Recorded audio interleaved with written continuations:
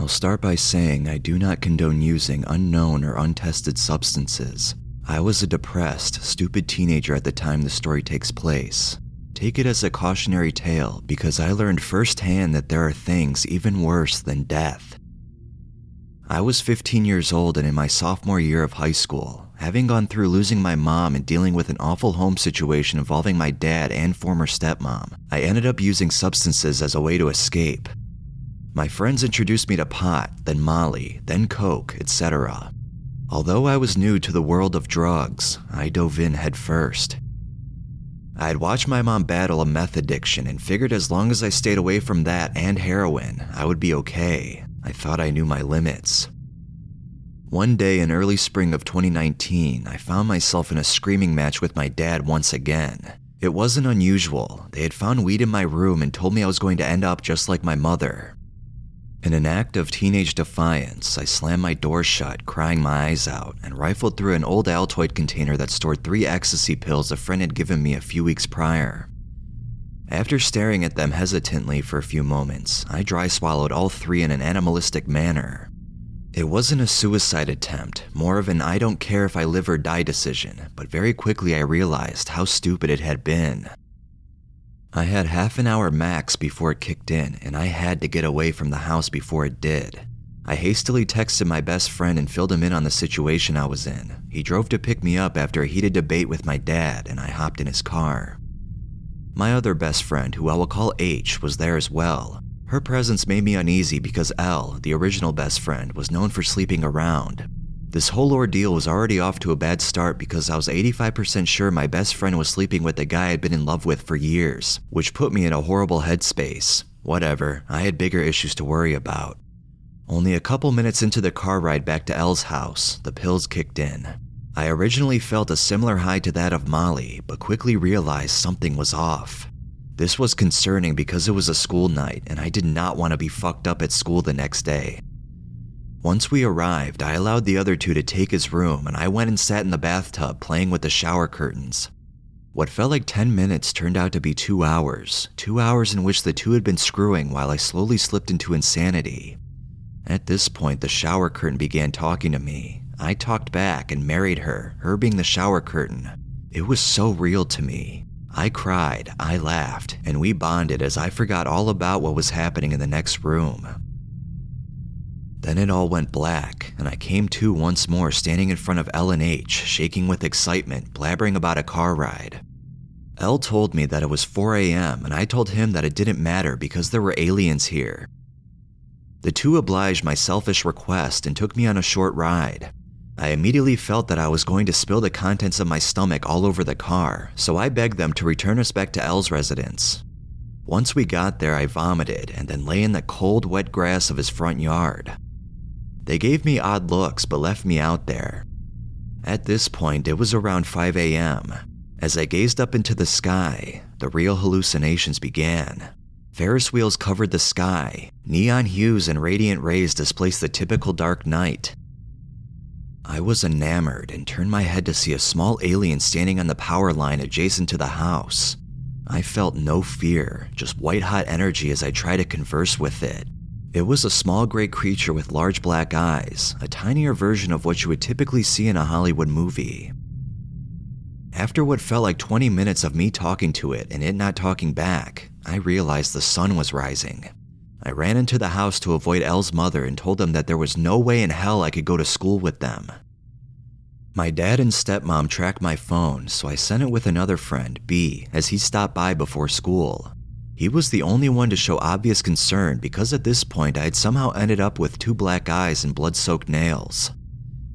I was shaking intensely and experiencing hot flashes and cold sweats. I had never felt this much energy ever. After he left, I began lifting weights and doing jumping jacks in L's weight room. This was a poor choice considering the fact that my heart was already at around 150 beats per minute. Another hour passed and the dreaded call came. It was my stepmom screaming at me over L's phone, asking me who I thought I was trying to trick her and my father. I knew I was screwed, and I think this is what changed the trip into real insanity. She informed me that she was on her way to get me, and I told her I'd rather die than get in the car with her.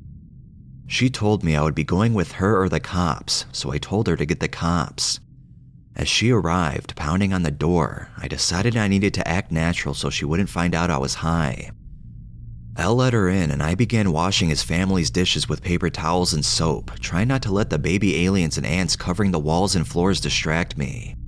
My stepmother was screaming and the hallucinations were completely blocking my vision.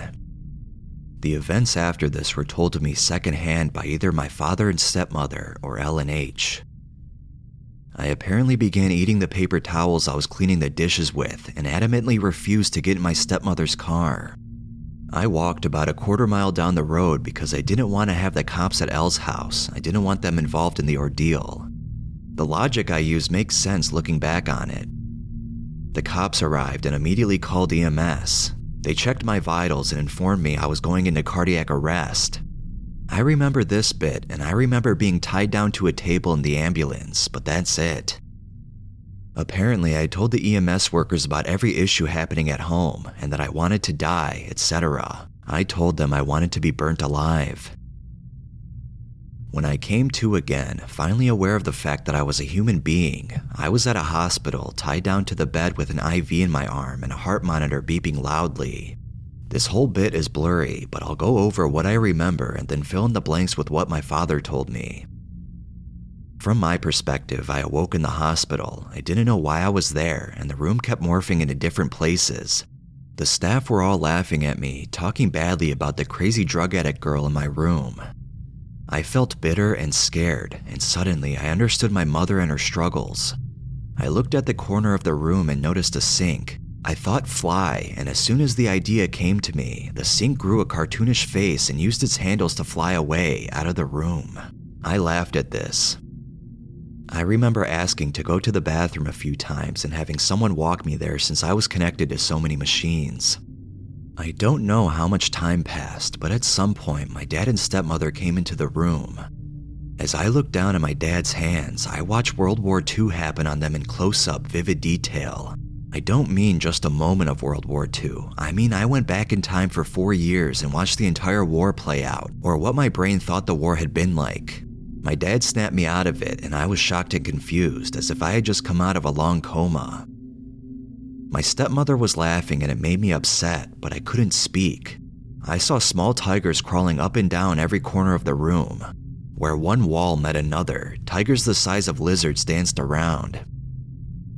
My hands were covered in blood, and to this day I think it was real. My dad says he can't remember, but he does know I managed to rip most of my nails off, so it was likely real. I felt no pain though. This brought me much needed joy. I thought I had only been there for a few hours, but apparently it had been several days. From what the doctors and my father told me, I kept going in and out of a daze. I would stand up, point to the bathroom, and then wander in circles. I did this over and over again. The nurses hadn't been laughing at me, but my stepmother actually had. It was then decided that I would be going to the adolescent psych ward because of my earlier mentions of suicide to the paramedics. I have no recollection of this conversation or how I ended up in a moving vehicle. I didn't even know I was in a car. I thought I was being taken to a light show in order to cheer me up. I was later informed that I was transferred to the psych ward by the police, meaning I was in the back of a cop car, but I had no clue for months afterwards. While in the car, there was a light show, think like a rave, happening out of the windows, and in the back seat were several items of seemingly sentient clothing. A pair of gloves, pants, and a shirt kept pointing in different directions, trying to show me how to play the game. What this game was, I have no idea, but I kept messing with what I now assume to be the metal mesh separating me from the cops, asking them repeatedly, how do I play this game? I cackled maniacally and talked to the clothing until we got to the ward. Somehow, as soon as I was inside, I realized I had been taken to the ward. I had been to a similar ward once before, earlier that year due to a suicide attempt. They mistreated me. I had been sober the first time, so it did actually happen, and it left me with pretty severe PTSD. I became extremely combative once I knew they wanted to lock me up. I am an extremely docile person, so my father told me he was shocked to see me trying to get away from the staff with such vigor. I began to choke and struggle to breathe, presumably from a panic attack, and I squirmed on the floor trying to get away from the nurses, clawing my way towards the door. I remember genuinely believing I was going to die. In that process, I broke my nose and busted my head open. I begged to call Elle's mom and apologize to her, as she was the only positive adult figure in my life at the time, and I was dealing with intense guilt for involving her family in the situation. My dad allowed me to, and after talking to her, they told me they would be taking me into the ward no matter how calm I appeared to be. Once again, I went absolutely feral and tried to get away. They caught me and gave me a shot in my ass, aka they booty juiced me, and I hung limp over the staff member's shoulders. They brought me to my room at around 4 a.m. I remember a few visuals before they put me in the bed and I passed out for good. As they brought me into my room, I remember seeing that the bed sheets were Disney princess themed and thought to myself, why are they fancy? Usually these sheets are flimsy and scratchy. They are a cheap, ugly, beige curtain-like material. I bet this ward will be a lot nicer. And then I was out like a light. So at a psych ward, you are expected to get up at around 7 in the morning and not return to your room throughout the day until lights out. If you do, your stay will be extended because they think you aren't improving. As I awoke to the nurses coming in to take my roommate and I's blood, I got up and went out into the common area where everyone else was. They told me that since I'd gotten in so late, it was okay to sleep longer, but I said I was fine and refused to go back to my room in order to avoid staying longer. They served us French toast sticks as hard as rocks for breakfast. I couldn't even chew it, but everyone else seemed fine, so I figured it was just another side effect of the drugs. I choked it down. Why do you think I chose to do so? If you guessed to avoid staying longer, then you would be correct. Those money-hungry hogs will find any excuse to keep you there as long as possible. That entire day, I was basically blind. I couldn't read letters, they all blurred together. My eyes were so sensitive it hurt. I remember trying so hard to fill out the worksheets they gave everyone when it was time for group therapy, but I genuinely couldn't read.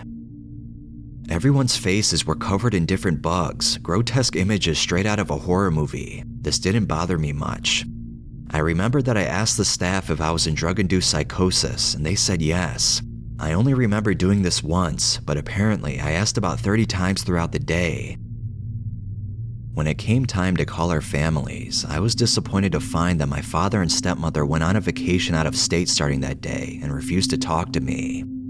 After 2 days, I was basically back to normal, besides a permanent state of mild dissociation. That wasn't the last mistake I made, but to this day, it's the worst. There's so much I didn't include because this post is already so long, but just know that what I lived through was a lifetime of hell. To this day, I don't know everything that was in those pills. I tested positive for large amounts of meth and ketamine, but it was assumed that there were other substances present in those little demonic tablets. Don't be like me. Don't play with your sanity, because you will either live with the consequences for the rest of your life, or simply die.